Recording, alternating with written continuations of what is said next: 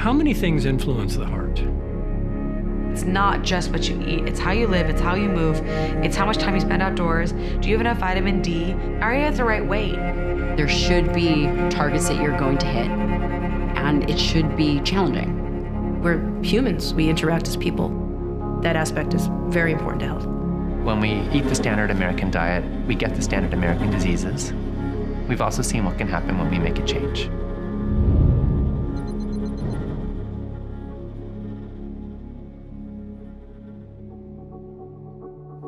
Hi, and welcome back to Proven, Healing Breakthroughs Backed by Science. I'm Nick Palizzi, and tonight is a bit of a triple header, and for good reason. The three topics, obesity, diabetes, and heart health, are all connected. How? First of all, from a data standpoint, these three conditions are all increasing at an alarming rate each year. Did you know that 25% of the deaths in the Western world are from heart disease and related complications? But these three are tied together in a more physiological perspective too.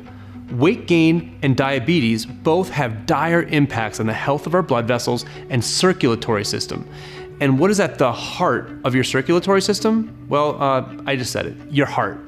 By addressing either our weight, our blood health, or more directly, our heart health, we're almost by association going to positively impact all three.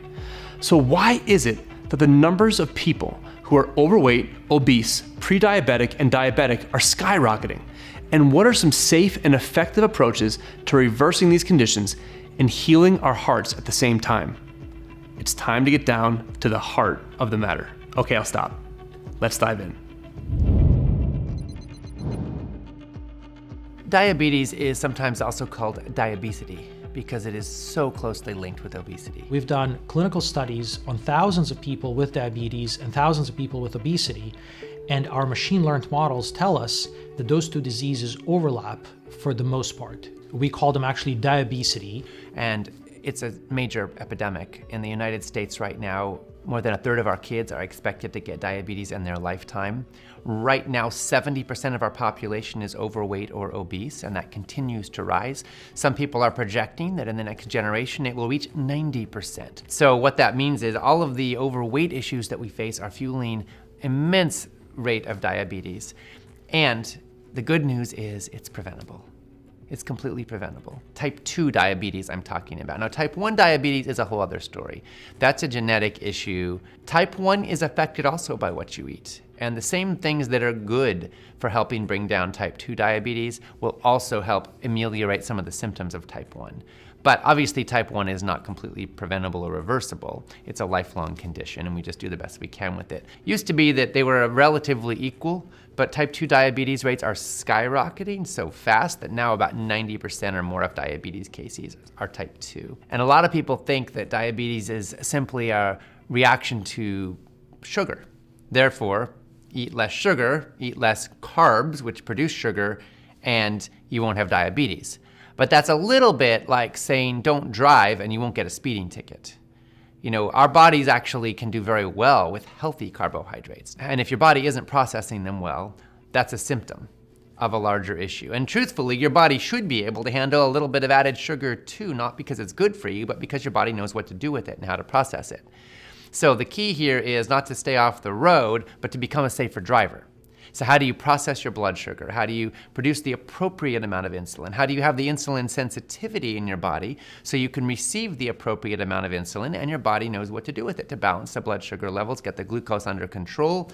The key thing is a body that is stressed will turn excess glucose into fat. The more body fat you have, the more difficulty you're going to have processing sugar effectively. Blood sugar, to me, is one of the earliest signs, high blood sugar in particular, is one of the earliest signs of an organism fundamentally failing to adapt to their environment. Living a life of inactivity, too much stress, and eating the wrong foods at the wrong times, the wrong amounts, is causing your body to degrade.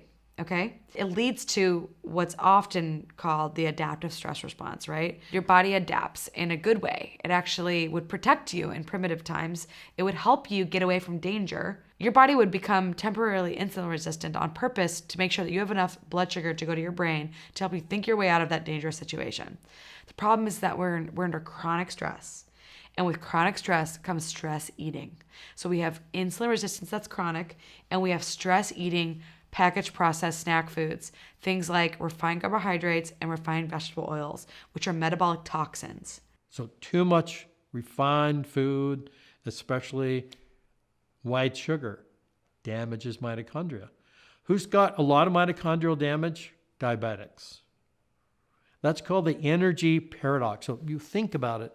Here's a person who's got blood sugar issues and they're overweight. Wait a minute, they're eating more food than another person, but they're tired and they don't feel like exercising.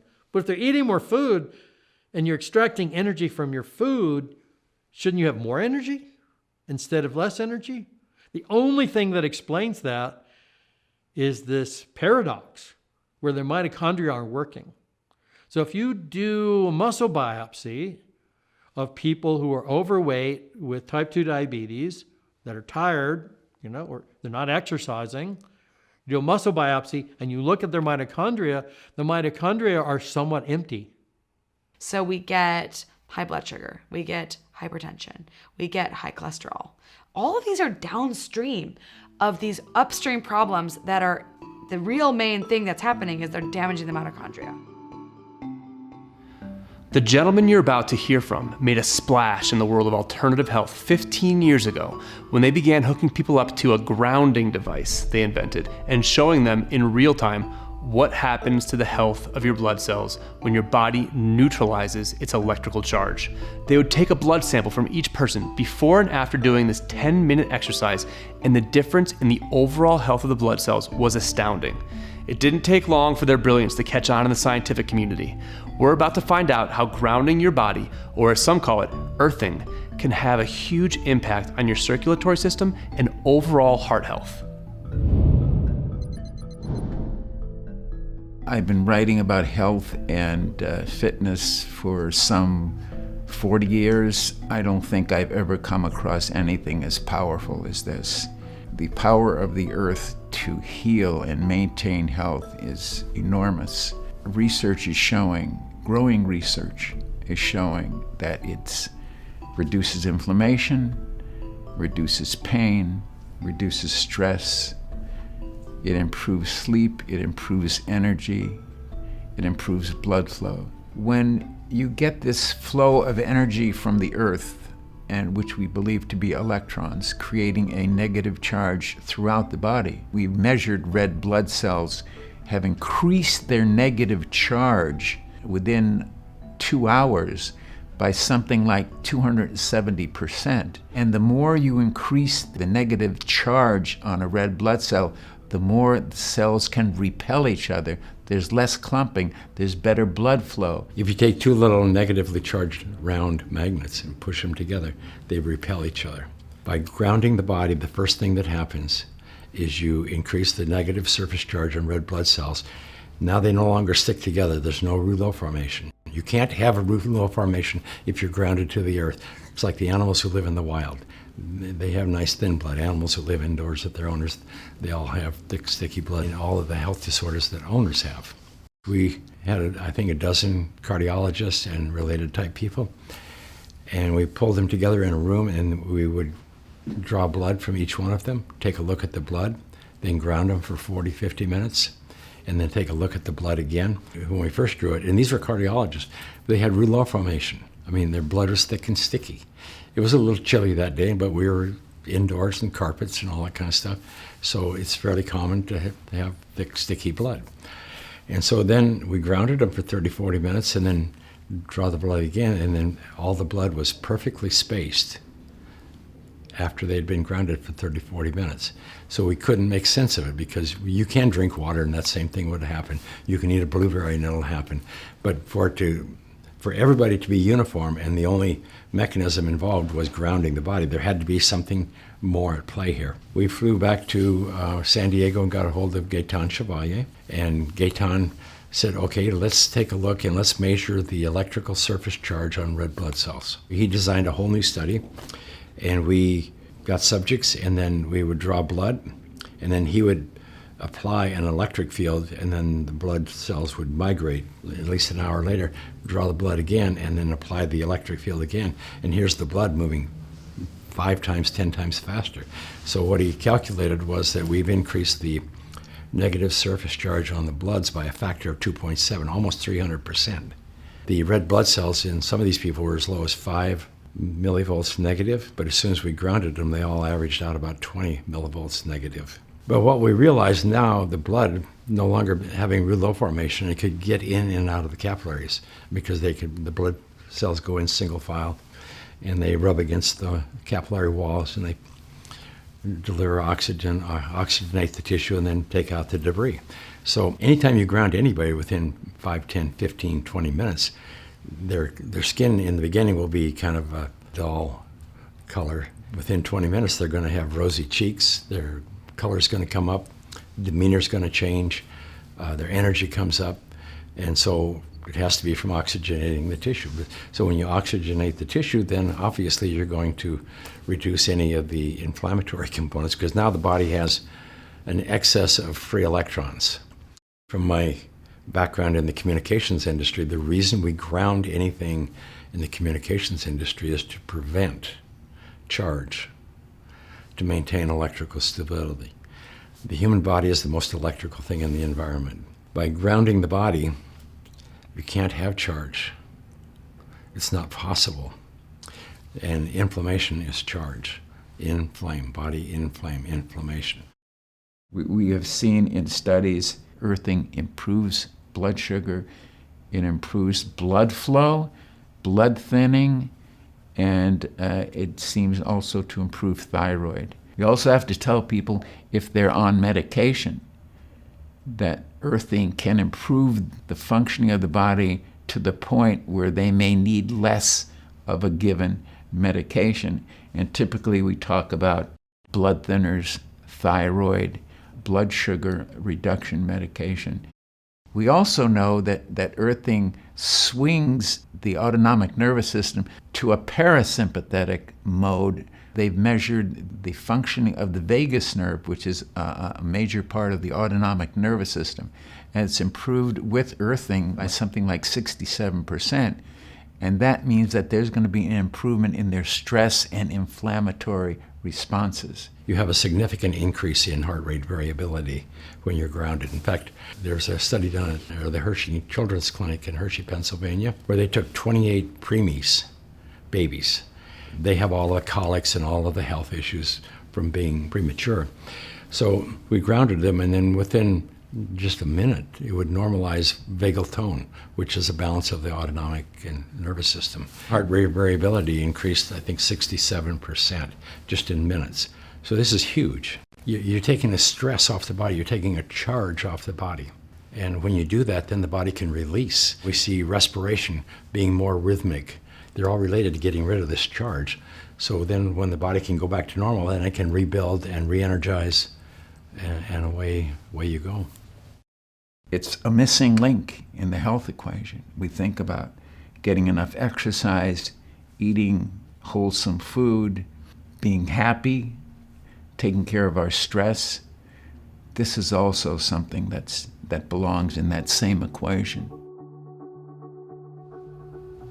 Are you thinking of taking your shoes off after this episode and walking around outside to ground your body for a second? Wouldn't be the worst idea. So, as you've seen in a few of our episodes already, the world of medicinal plants holds hundreds of well-researched solutions for the diseases of our time, and it's no different when it comes to your heart health and circulation. In the next segment, we're going to explore a few of the herbal powerhouses for your heart, but perhaps even more importantly, you'll be shown the underlying philosophy that master herbalists and integrative MDs operate by. Are you ready? Let's go.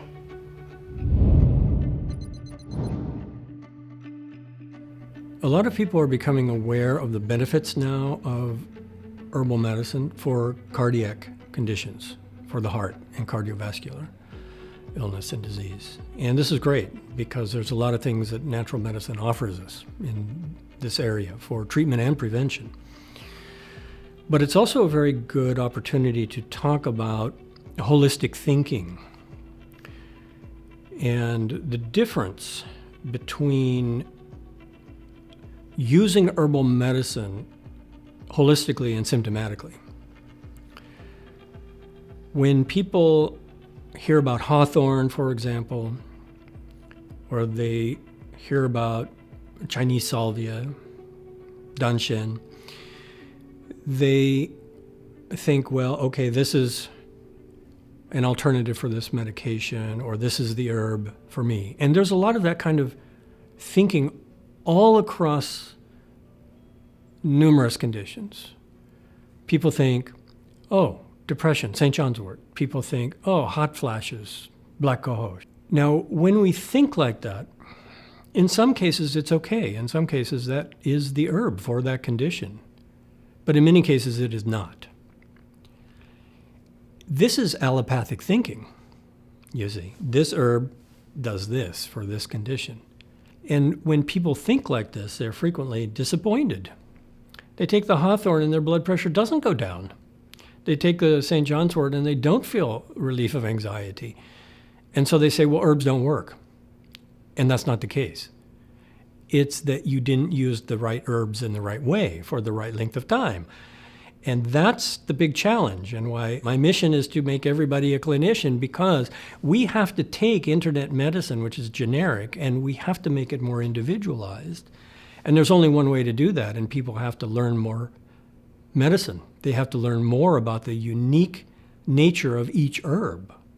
So with cardiac conditions, there are some herbs that will do specific things, always, that are very good. Hawthorn is nutrition for the heart.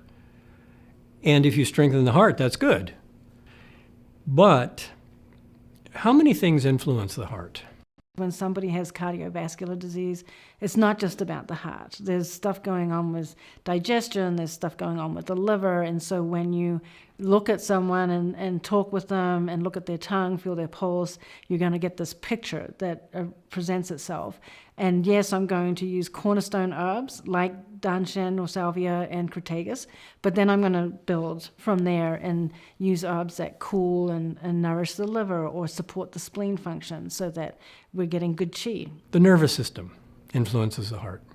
So what if your cardiac condition actually needs to be treated with nervines, nervine calmative relaxant herbs? What if your cardiac condition is linked to chronic overstimulation, fight or flight reaction from overstimulation of the sympathetic nervous system and adrenal fatigue and stress? Well, hawthorn's not really going to address that. It'll protect the heart somewhat. What if the cardiac function has more to do with your diet and it's more based in your GI tract? Or what if it has to do with sleep disorders? You see, there's many things that we have to consider. Now, that doesn't mean that you shouldn't try these herbs. It just means that you should understand that cardiac herbs work in very targeted ways. They also have some systemic benefits. But if you take something and it doesn't work, don't think that botanical medicine doesn't work. Just continue your research. And that's where talking to a clinical herbalist is very helpful. It's not you take a pill for that. What we're trying to do is address all the underlying imbalances in all the different systems. And so this takes us to a new level of herbal medicine, which is combining herbs into formulas. And that's classical Chinese and classical Ayurvedic medicine. So you can combine the hawthorn with something like the milky oat seed, which is the number one most important nutritive tonic for an overstimulated nervous system with adrenal burnout. That way, the hawthorn's going to work more effectively. Or you might want to take the hawthorn with a little bit of ginger tea to help to support the digestive power. But most likely what you're going to have to do, and what brings people to medications like hawthorn or danshen or arjuna from the Ayurvedic tradition, which is their equivalent of hawthorn in a lot of ways, what you will have to do is address the other factors that are there, which are almost always more complicated than just giving nourishment to the heart. And those include high blood pressure. Hypertension takes time to build up. It's connected to many other factors. It's connected to inflammation. It's connected to the nervous system. It's connected to the diet. And then there's the cholesterol. And the cholesterol issue takes us into a whole different category of herbs. It takes us into the category of the bitter cholagogic herbs, the herbs that stimulate the processes in the liver to actually detoxify the cholesterol and help to move it out through biliary flow.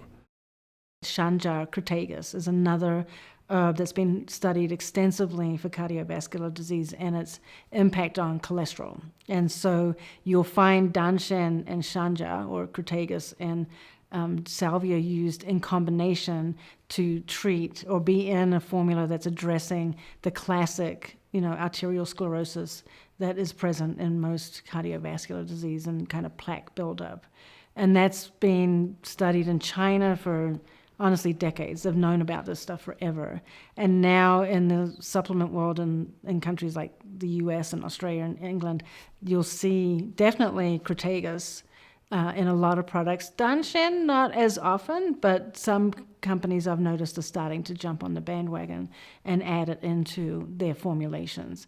So the more we understand these underlying mechanisms, the more effectively we can build formulas. And the more effectively we build formulas, the more holistically we approach the problem. And the more holistically that we approach the problem, the better the results we get. So one thing I love to use in my clinical practice is gymnema and cinnamon. And the indication for these is for either diabetics or for people who are pre-diabetic or metabolic syndrome. And one of the reasons they work is gymnema can regulate blood sugar. So we also call it the sugar buster in our clinic, because one of the things it helps with is actually sugar cravings and blood sugar control. So people who go on this herb may have a more controlled, a lower blood sugar after they eat a meal. It's called postprandial blood sugar. Cinnamon, the thing that we use, I put it in my coffee. It's like a Colombian coffee. It's delicious. But one of the things that cinnamon does is also help to regulate the blood sugar. So the great thing about cinnamon is you can eat it, you can add it to smoothies, you can add it to meals, and people don't realize they think of it as more of a sweet treat. You can throw it on fish or chicken, you could throw it on your vegetables, and it adds a really amazing flavor, and it actually helps to regulate blood sugar. The two health solutions we're about to explore in this upcoming segment have been extensively researched, sometimes together, for their benefits on our overall health, but specifically heart health, healthy weight, and the prevention and reversal of diabetes. Qigong, sometimes referred to as Chinese yoga, was shown in two systematic reviews, one in 2007 and another in 2015, to reduce hypertension, which is one of the leading causes of heart attacks. It's also been shown to balance out the heart rate and improve overall heart function and blood flow. And that's because they work.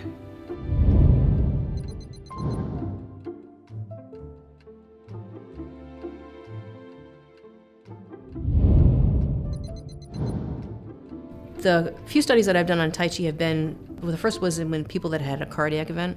And one of the challenging parts of that group is you just had imagine you just had a cardiac event. The last thing you want to do is go do cardiovascular exercise because your heart just, didn't serve you well. So some people don't want to go through traditional rehab, getting on a treadmill, getting on a bike, and they don't do anything.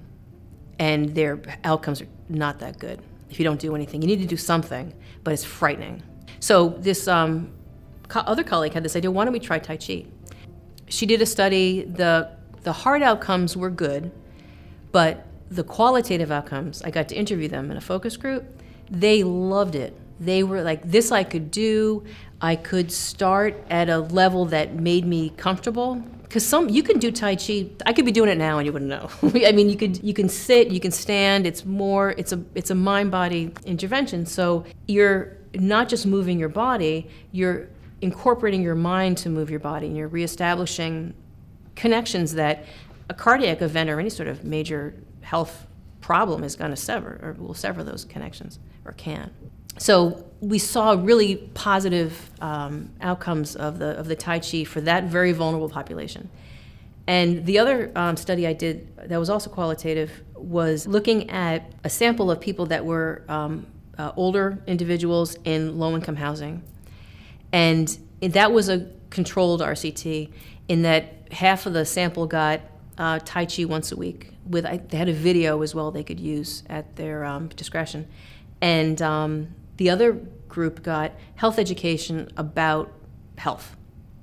And so they sat around a table, and this week they had a binder. This week we're going to talk about nutrition, or this week we're going to talk about exercise. But they sat and talked.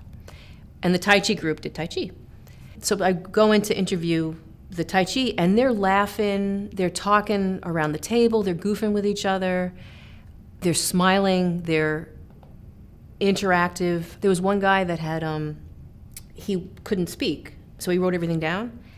And someone sat next to him and wrote, gave him paper, and they understood each other. Whereas the people that had the health intervention, just the mind, just the cognitive stuff, really didn't get along so well. There was one group of friends that kind of sat by themselves, but they were friends before, they're friends now, and you didn't have that sort of social dynamic. So maybe the Tai Chi only does that. Maybe all the Tai Chi does is take people that live in low-income housing and they're elderly and brings them together. So they laugh, and they enjoy each other, and they see each other as human beings.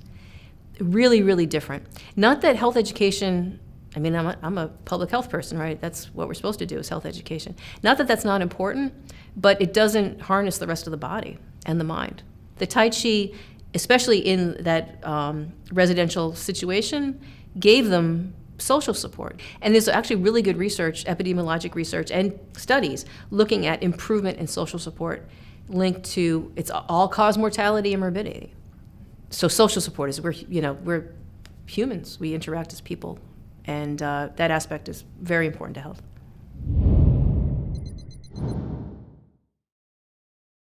So I think as a modern society, we don't have any strategies that are part of our culture or part of society to improve our focus of attention, to improve our mind-body awareness, our mindfulness.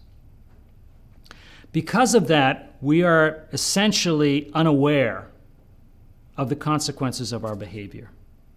We're unaware of the risk factors that we're engaging in because we can't experience the negative consequences. When you do yoga and these other mind-body practices for a period of time, you suddenly become much more sensitive. And many people will report that after that, they can no longer engage in behaviors they used to engage in. Whereas in modern society, nobody thinks twice about walking into a 7-Eleven and buying 80 ounces of sugar water, drinking this, and then smoking a cigarette, and then walking out the door as if nothing happened. If you've practiced yoga for several months, if you do that, you will feel very, very bad and very, very ill.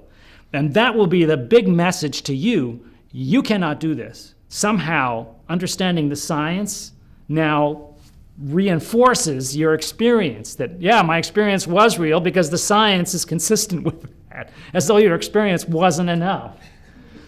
But hey, whatever works. But the beauty is really this research literacy, is that yoga teachers can now talk from a scientific language. The classic example I like to use is a yoga teacher walks into a type 2 diabetes clinic and says, I want to teach yoga to your patients because I think yoga can help them. And the diabetes clinic person says, well, how does it work? What does it do? And the yoga person sits down, and they're wearing their sandals and beads, and their incense is emanating, and they say, well, it expands your aura, it raises the kundalini, it balances your chakras, and the prana goes in and the prana goes out, and that's the way it works. And the director says, okay, thanks very much, nice of you to come in. Now, if that same yoga person walks in after having looked at our research and learned about the model and how the science, they can come in and say, look, type 2 diabetes has many stress components. They have mood problems. This allows individuals to change their breathing rate, reduce their sympathetic drive, their activation. The mind-body components improve their not only physical function, but the mind-body effect. It improves their self-regulation of stress and emotion, increases their mind-body awareness, which can change their lifestyle behaviors, which are critical for type 2 diabetes patients, which need to change their diet. And then finally, this is potentially life-threatening disease. The life purpose and meaning can be very important for these patients, and yoga can provide all of these, and we have pretty good evidence for a number of these facets. You're now spoken the language of that clinic director, and he immediately sees the significance and says, we need this. Yeah, let's do it. How we can relate Qigong to the heart? Well, I'd like to first start with what does the heart mean in Chinese medicine? In Chinese medicine and with Qigong, we look at the 5 elements. And there's the element that relates to the heart is the fire. Fire element relates to somebody's passion, somebody's love for life, somebody's excitement. In the positive form, in alignment. When somebody's in alignment and they have a really great heart chi, they have really, really great excitement, passion for life. Somebody that is out of alignment in the aspect of Chinese medicine, if it's excess, they might be frenzied, like crazy, like manic. If someone is depressed in the heart, they may be depressed or not in alignment with their passion, their life's purpose. So how I can relate to heart health is when you are practicing Qigong, you're really cultivating that heart chi. And the more that you cultivate that love energy, that purpose, that passion, the more that you can help others. So you're not only helping yourself through Qigong, you're helping others around you just by being around you. And in turn, that can help the heart from the West. I hope you're enjoying tonight's episode. We'll get right back into it in a second, but I wanted to take a quick moment to tell you how you can own the entire series. Below this video, you'll find a link to the full Proven docuseries, as well as a bunch of powerful bonuses that you can bring into your home at a special discounted price. This also includes a Proven companion guidebook that's jam-packed with powerful takeaways and action items from each episode. It's loaded with deep dive wisdom that isn't included in our free premiere. On top of that, we're hosting 2 live Q&As where you can ask questions directly to some of the renowned experts you see in these episodes. If you're interested in bringing these powerful, proven healing solutions into your life, it's well worth checking out. Plus, the proceeds from your purchase will help us on our quest to unveil new breakthrough medicines and share this information with the world. Make sure to check it out. Now back to tonight's episode. All right. We're getting down to our final 2 solutions for this episode. Are you ready? Our number 2 discipline is exercise. Well, not just any exercise. There are some specific practices that are easy to learn and can really transform your heart health and overall circulation. Yes, it can be tough to stop your day and find that 45 minutes to get your heart rate going, but like any habit, once you start, it can become easier and easier to maintain. This quick segment will give you some essential tools and practical bits of wisdom that will help you put together a movement regimen that works for you.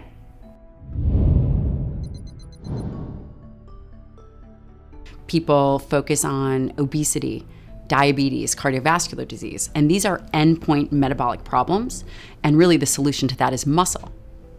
And I really want to let that land because muscle has the capacity to prevent these metabolic diseases because it is your currency. It is your absolute metabolic currency. What does that mean? So if you really want to just break that down from a metabolism standpoint, it's responsible for your 1, resting metabolic rate, 2, your glucose metabolism. So everyone is talking about carbohydrates, diabetes, high blood glucose. Muscle is the solution to that because it utilizes glucose at rest and during activity. Cholesterol, that's everybody's favorite topic, is cholesterol and statins. Rather than going on a statin, if you have healthy muscle tissue, muscle is one of the largest sites of fatty acid oxidation. I mean, that's pretty incredible, right? There's multiple reasons why having healthy muscle protects the trajectory of your aging. One of the best ways to actually eliminate blood sugar is just to exercise regularly, because you're literally using up the sugar that you're storing in your body's cells. Basically, we store sugar as glycogen. And so the best way to deplete glycogen is just move your body and burn it off. Today, I did an experiment where I ate a whole banana in a smoothie with some wild blueberries, no other sugar added, and I tested my blood sugar afterwards, and I hit 160. Highest I've seen my blood sugar in a long time. But I know that bananas are not good for my body, because I just know that I don't digest them well. And I know that they spike my blood sugar. So what did I do in response to this? I started doing squats. And I started testing my blood sugar, and literally did as many squats as it took to get my blood sugar to go from 160 to 100. It took about 400 squats. But, that was body weight.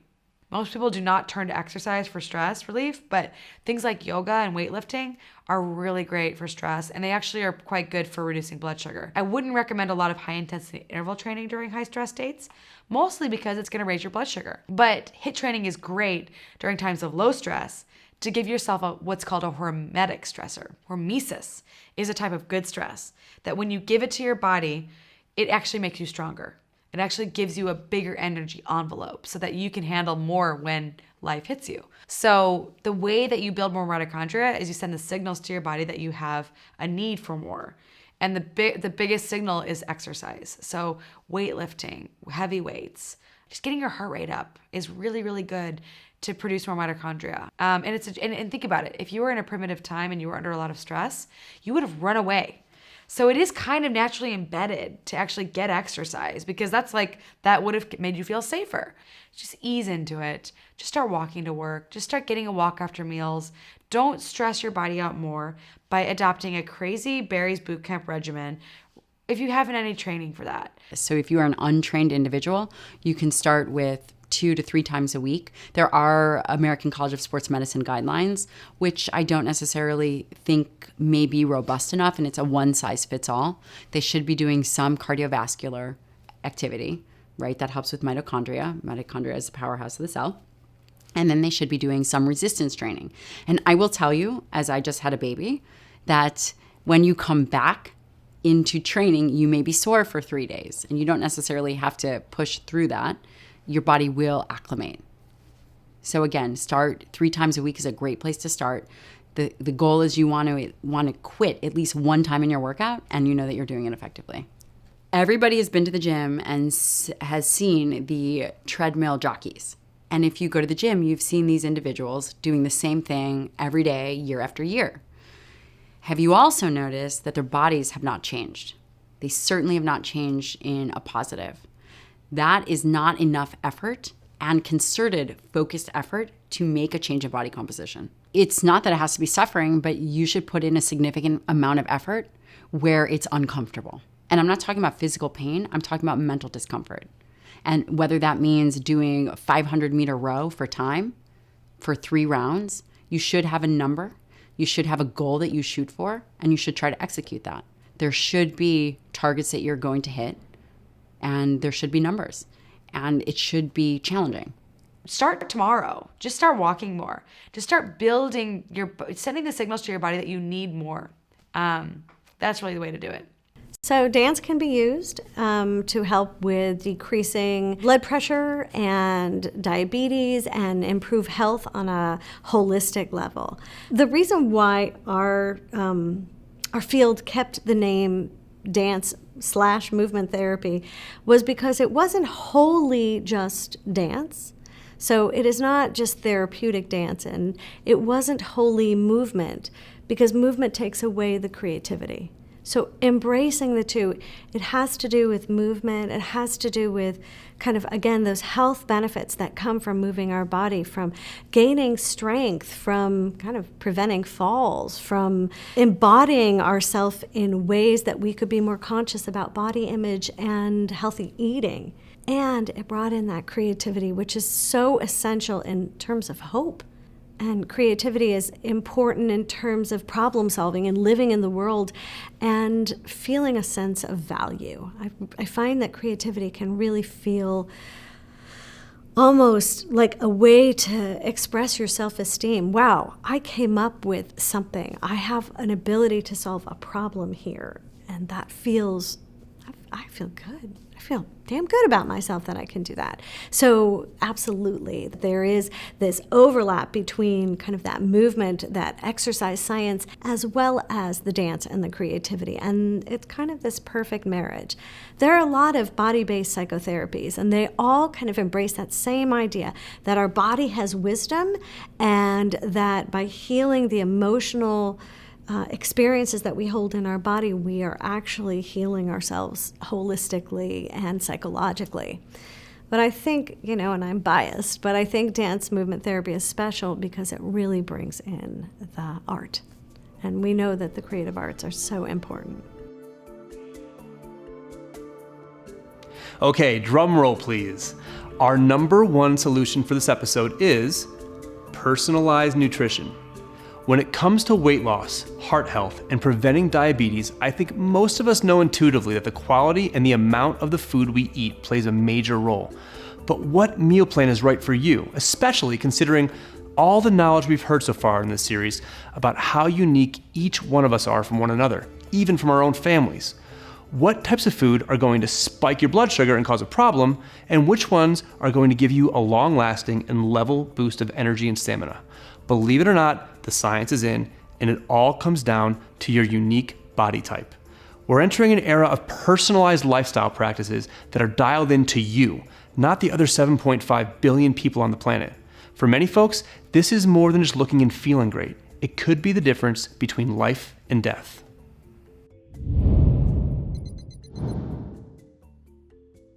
My grandpa founded an ice cream company. It was called Baskin-Robbins. He was the children of Jewish immigrants who fled persecution and the pogroms in Eastern Europe. And in his family growing up, the central goal of food was survival. If you can get enough calories to fill your belly, that was success. He grew up in the Great Depression. But he ended up founding this ice cream company, and it became this massive success. And my dad, John, grew up with an ice cream cone-shaped swimming pool in the backyard and 31 flavors of ice cream in the freezer.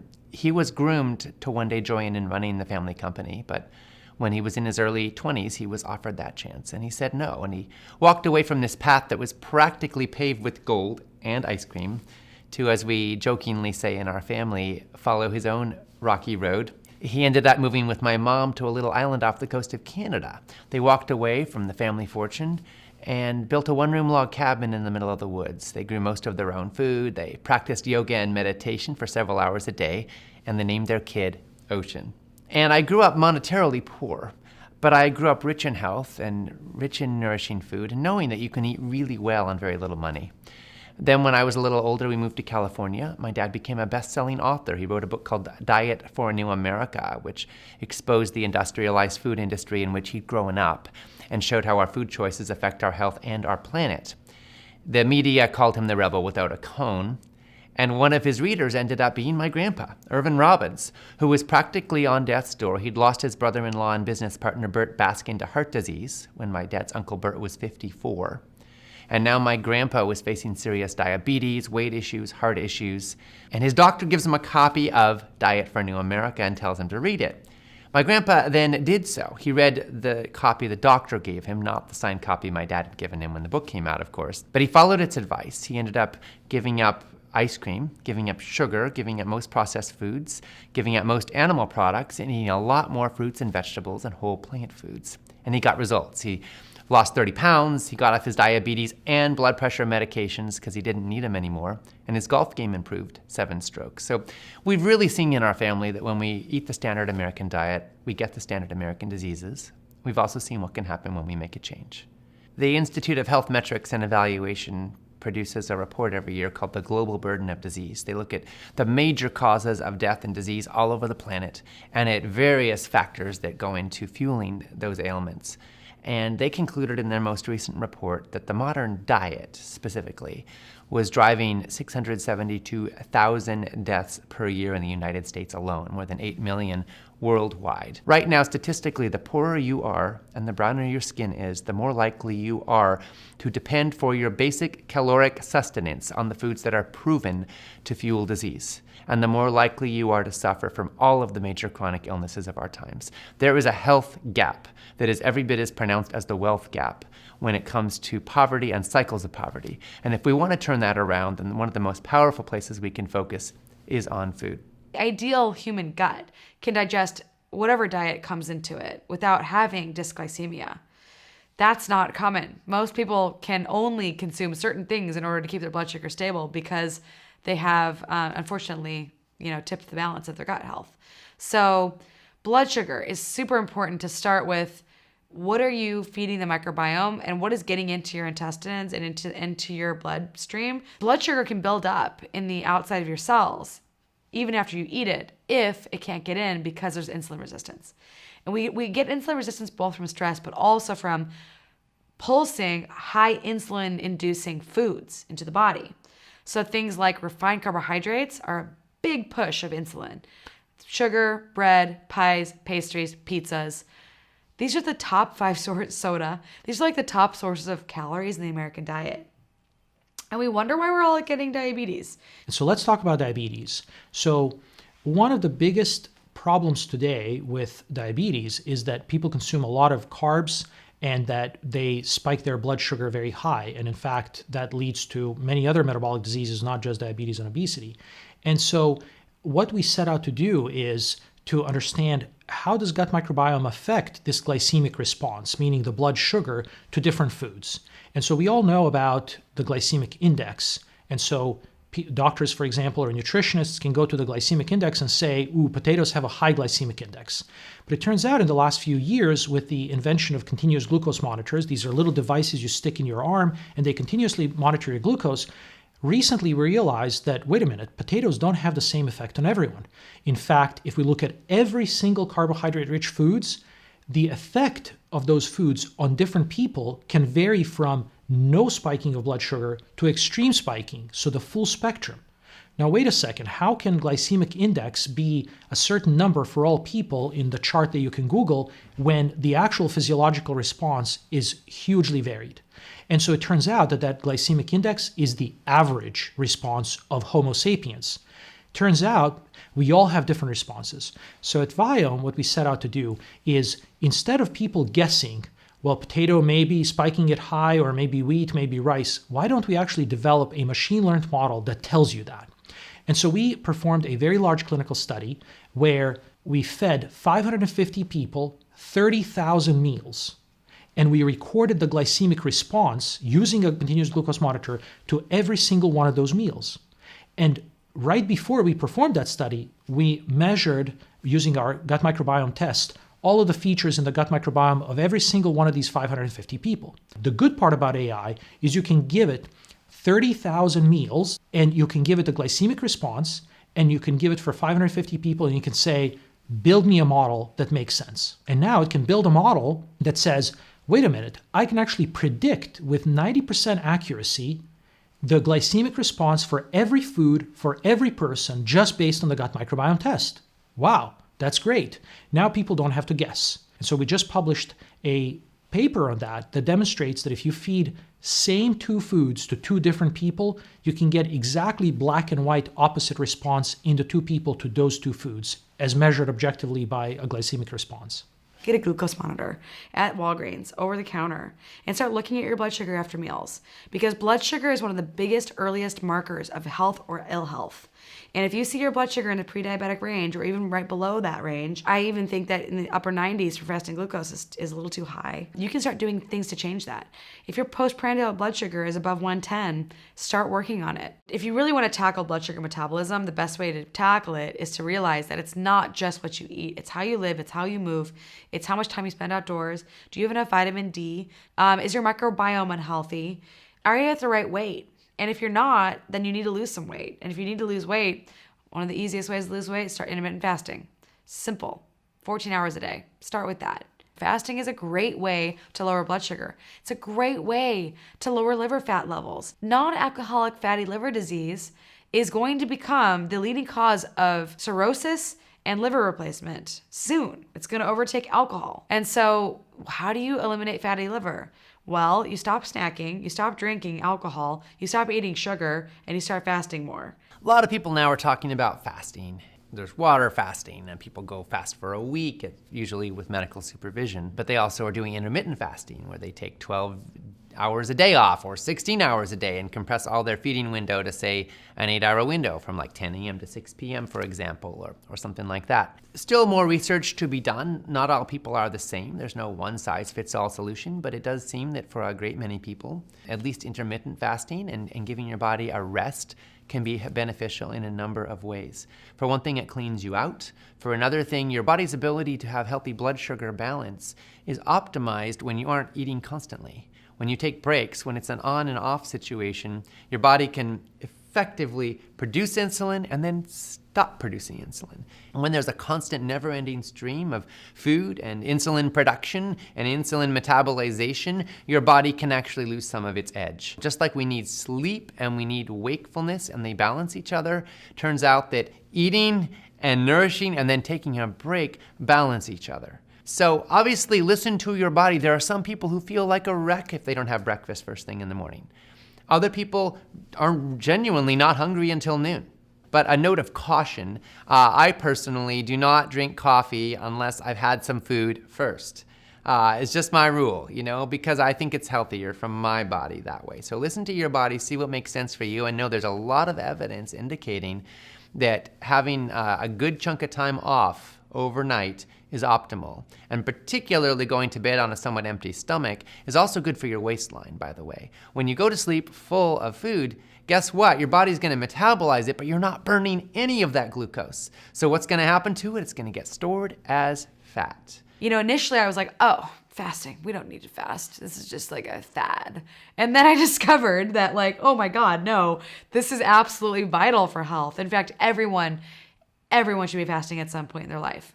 Satchidananda Panda actually has some research on how even a 14-hour fast can actually reverse the signs of metabolic syndrome in people. So I tell people, just start with 14 hours. And then maybe let's say you're doing 10 hours, you just go to 12, and then from 12 to 14, and just gradually adapt your body in the direction of more fasting. 16 hours is pretty magical. Dave Asprey claims that 18 hours is the best. I would say do what you can do effectively without feelings of overwhelm. So when you wanna be giving your body a rest at bedtime, and your digestive tract a rest at bedtime, and then when you wake up in the morning, you should time your meals so that optimally they're tied to your most active times of the day. And then your body can burn up those calories and function like a lean, green, healthy machine.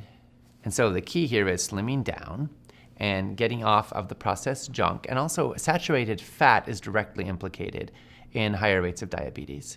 So getting down on the saturated fat, especially the factory farmed animal products, is going to help a lot. Having more fiber in your diet is going to absolutely be critical. And when you take some of these steps, you can slash your risk of diabetes. Bottom line is whole foods, plant-centered diet, lots of fruits and vegetables. And yes, I did say fruits. I know they're high in sugar, but actually they're good for bringing down diabetes risk.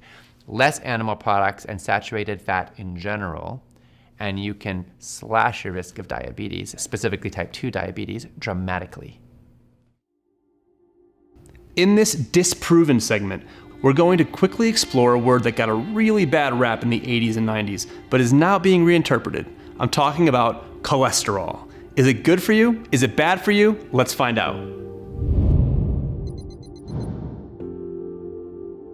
So we say the mother of all hormones, or I say the mother, is cholesterol. So cholesterol is what every single cell of your body needs to form its shape. So it's we call it the phospholipid bilayer. So every single cell of your body has to have this shape for it to be able to communicate to other cells.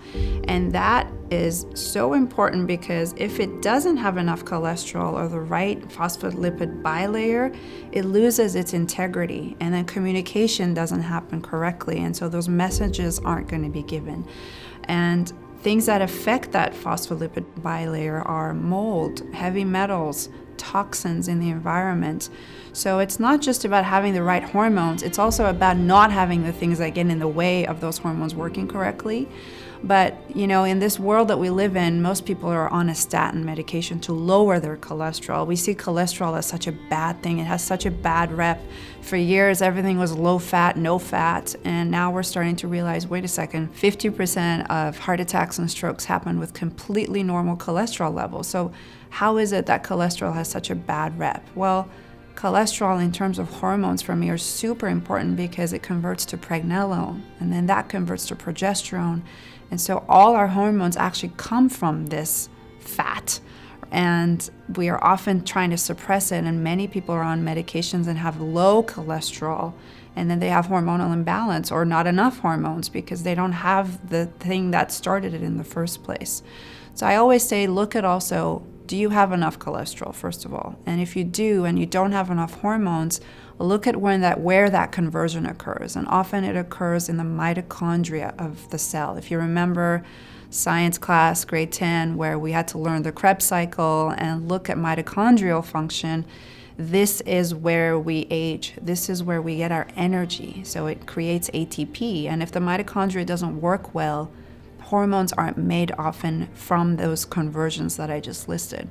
So if I find a patient has enough of cholesterol, let's say, but they don't have enough pregnenolone or any of their hormones, I'm looking at what could be causing some mitochondrial dysfunctions. And one of the biggest things I find cause that are viruses. And most of us have viruses, and there's nothing wrong with that. We are more viral bacterial than human cells.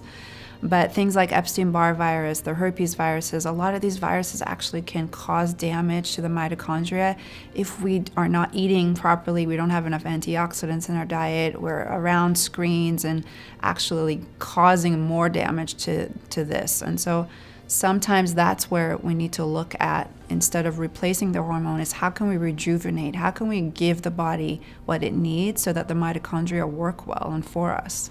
So the first thing I do when I'm taking care of a patient is I actually still keep my conventional lens.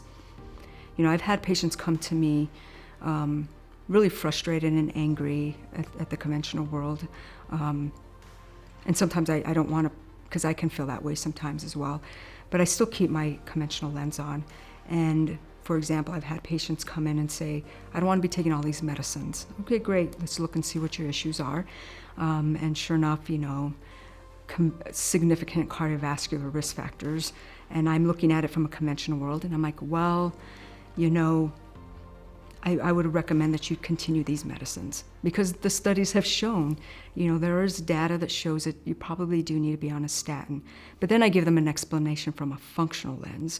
You know, even with my functional lens, I would say the same thing. And for example, you've had cholesterol, you know, the functional cholesterol data points tell me you have inflammatory cholesterol, you have plaque that's unstable, you have all these structural issues that tell me that you've got issues going on, and if you get off these medicines, you will have a heart attack. And I have to realize that, you know, the number one killer of anybody is going to be a heart attack or some cardiovascular event. And so, you know, being honest and true, you know, to my skills and my knowledge, I tell them you're not the one that we can get off at this point. And maybe you'll have to be on it depending on how well you can change your life around this. And so then we do the functional stuff. Can we pull down inflammation in that artery? Can we actually watch these biomarkers to get them down? Because there's randomized controlled trial studies that say if you have an unstable plaque, you have a very high risk of a heart attack. And, you know, it would be negligent on my part if I said you shouldn't be on a statin. So I keep that conventional knowledge and that conventional randomized control information and say you're the one that shouldn't. There might be a younger person that comes in, 40 years old, cholesterol's a little off. Maybe they have a little inflammatory cholesterol. Maybe I'll tell them, okay, if you really want to get off the statin, here's what you have to do, and here's what we're going to do. Pretty intense program, and then we're going to follow these biomarkers and tell us, yeah, you have less inflammation. I feel comfortable that your plaque is stabilized, or you can regress some of that plaque, and then you won't have that risk. And if they have that time and they're young, you know, I can feel comfortable, you know, following them through with that change. So a lot of people who have prediabetes or diabetes are going to the doctors, and the doctors are basically saying, well, here's your range. This is the drugs that you get. If you're pre-diabetic, you get metformin. If you're diabetic, you get insulin if you need it. Now, that's not the only answer, right? Obviously, doctors usually say diet and lifestyle. They say eat less or exercise more, but they don't tell you how. And so people go out and they do those things and they don't work and they wonder why. And it's like, well, you went out and, you know, you started doing HIIT training and then you like hurt yourself, you have to figure out why are you insulin resistant? There's so many causes of insulin resistance, but maybe it's your diet, maybe it's, caregiving stress, maybe you don't have any outlet for your stress, and that's causing your insulin resistance. Maybe it's that you spend 90% of your time indoors and you're vitamin D deficient. Maybe it's because you sleep really poorly and you're insulin resistant because your cortisol is constantly high because it's not turning off because you're not sleeping well. Maybe you're sleep apneic, right? Maybe you are mineral deficient and you need chromium or vanadium. Maybe you've got hormone imbalances. Maybe you are eating a healthy diet, but you're just eating too much. Maybe you're carrying too much extra weight around your abdomen. Maybe you never fast. All of these things I would ask a person to find out what is it that's causing your problem. Maybe you live in an environment with lots of pollution. Pollution can raise blood sugar too. No one even knows that, but that's the thing. Stop thinking about blood sugar as a diagnosis code. Stop thinking about blood sugar as a metformin deficiency. And start thinking about blood sugar as a symbol of whether or not you are adapting to the lifestyle you're living. And start looking at your lifestyle and figuring out what's maladaptive about it. Because fundamentally, high blood sugar is just a symptom of your body not responding effectively to the world that it's living in. Maybe you're not living in the right environment. Maybe you're not connected enough to your family and your friends and you're isolated and that's causing your stress. There's so many different reasons why a person's blood sugar is high. It's not just what we eat. I'd say the first thing I look at is food and then exercise, sleep, and stress. Typically what I do with a person who's got prediabetes or diabetes is I put a glucose monitor on them. And I try to find out where and why do they have a problem. And so someone might have just consistently elevated fasting glucose. And so you have to ask yourself, okay, how do I lower that, right? What's going on in their liver? Why is their liver not responding effectively to lower that glucose output? And typically I see high stress. Typically I see someone who's never fasting. So typically I see, like for example, I've got a person who works in finance who is, his post-meal blood sugar is perfect because he eats a healthy paleo diet. But his fasting blood sugar is way too high. And his liver enzymes are a little bit too high. And so what I'm seeing is he's working from 5:30 in the morning to, like 7 at night. He's waking up at 4 and it's just nonstop go until he goes to bed at like 9. And for him, it's not his diet, it's his stress. For my other client, it wasn't her food, even though she was eating a bunch of gluten-free flour-based foods, it was really her relationship. But for some people, it is what they eat. For some people, it's the sugar. It's the sugar, the soda, the white flour. For a lot of people, that's just the problem. But maybe they're not eating any of those, and they're just eating a lot of fruit. Some people thrive on fruit. I know people who just eat fruit for days and they're awesome. But I also know a lot of people who don't. And so, you gotta see what's right for your body. And you can see that in the glucose monitor. All right, let's review what we covered in this episode. First off, diabetes and obesity are so closely linked, experts refer to it as diabesity. Diabetes will be experienced by 1 in 3 kids in their lifetime. As Ocean Robin says, you don't need high fructose corn syrup to be healthy. As Dr. Roundtree says, refined sugar damages mitochondria and diabetics show lots of mitochondrial malfunction. Next, we dove into earthing, a process that was rediscovered by Clint Ober a few decades ago. Earthing literally connects us to an endless supply of energy right beneath our feet that we can harness by going barefoot or using a simple mat. Your red blood cells have a natural negative surface charge, just like the surface of the earth. This repels them from each other to prevent clotting when they travel through the blood vessels normally. Because earthing has this effect on our cells, it could be a game changer for those on anticoagulant medications. Earthing also lowers stress, creates better mood, and lowers heart rate and blood pressure. Next, we moved on to heart-friendly herbs. Dr. Cannon spoke highly of danshen, or Chinese salvia, used for thousands of years in traditional Chinese medicine. She said that inflammation is warm by nature, and this herb can cool that inflammation down. Danshen not only moves the blood, but it also makes sure it does not clot or coagulate. Research shows it can break up the plaque in our arteries. Shonja, another TCM herbal, has been well studied, and you may know it as hawthorn. It's often used to treat plaque buildup and works to strengthen the heart muscle overall. Lastly, on the herbal front, we got a great coffee biohack using cinnamon, to keep your blood sugar in check. The next segment on meditative movements included Qigong and yoga. When someone suffers from a cardiac event, the normal standard of care is to incorporate exercise. But who wants to go on a treadmill shortly after having a heart attack? New research shows that Tai Chi and Qigong are equally effective with basically none of the adverse side effects of regular exercise. The research on yoga is also robust and has demonstrated that regular practice changes respiration rate, decreases sympathetic activation, and improves self-regulation of stress. Next, we dove into good old-fashioned movement and exercise for better heart health. Muscle mass is the unspoken vital sign of our overall health, as Dr. Gabrielle Lyon says, and muscle has the capacity to prevent metabolic disease. Focused effort may be required to put on muscle, but the rewards are worthwhile. But remember, to change your body composition, you have to stop doing the same thing day in and day out, year in and year out. Have a smart goal, aim for it. What to do? Resistance training. And no, this will not bulk you up unless you work really hard. The myth of bulking, especially for women, has been dispelled.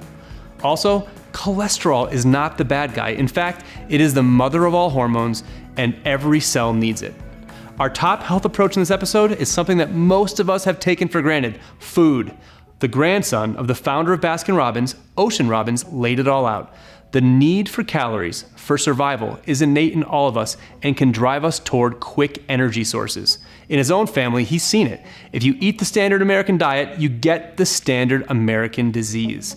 The Institute of Health Metrics, researching the global burden of disease, concluded that the modern diet contributes to millions of deaths worldwide each year.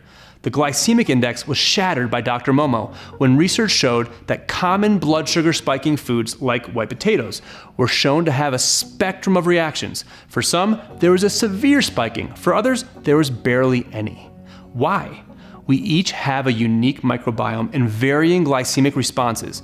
Knowing this through proper testing, you can prescribe food appropriately. That is what companies like Viome are seeking to do. How can you limit the effects of a Western diet? Stop eating that way. But if you cannot, Dr. Molly Maloof shared the research by saying, eat more fiber and inulin-rich foods. These increase small-chain fatty acids to reduce blood sugar. Food is linked to safety. Not only do we stress eat to feel comforted, but high stress levels also disrupt salt balances in our bodies. So add a little salt to your water. When it comes to type 2 diabetes and prediabetes, fasting is another great way to reduce blood glucose. Whether it's time-restricted eating by having a daily 8-hour feeding window, say 10 a.m. to 6 p.m., or another more customized fasting protocol. Through this age-old practice, blood sugar is optimized, insulin health is improved, your digestive system gets a cleaning, and metabolism gets revved up. Wow, that was a mouthful. Okay, 2 more things before we go. Make sure to click the button below this video to find out how you can bring all 9 episodes of our Proven docuseries, plus a bunch of powerful bonus resources into your home for life. Every one of us deserves to know the full spectrum of healing options that are out there, and the information in this series is something you will want to come back to again and again whenever an illness arises in your circle, be it your own health or that of your family and friends. You can own the digital, the physical, or the all-access package at a special discounted price, but only during this event. Now is the time. Lastly, what proven healing secrets do we have coming up next? Tomorrow night, we air episode 6, and this one will focus on a 4-letter word that affects all of us at some point in our lives. I'm talking about pain. We'll be exploring powerful approaches to reduce and often reverse chronic pain throughout our entire body, whether that's back pain, arthritic pain, tenderness in a muscle or tendon, all the way to how you can overcome a headache. Pain can slowly destroy our quality of life if we don't get to the root cause of why it's happening in the first place. That said, there's something in this episode that will likely help you or a loved one. See you tomorrow.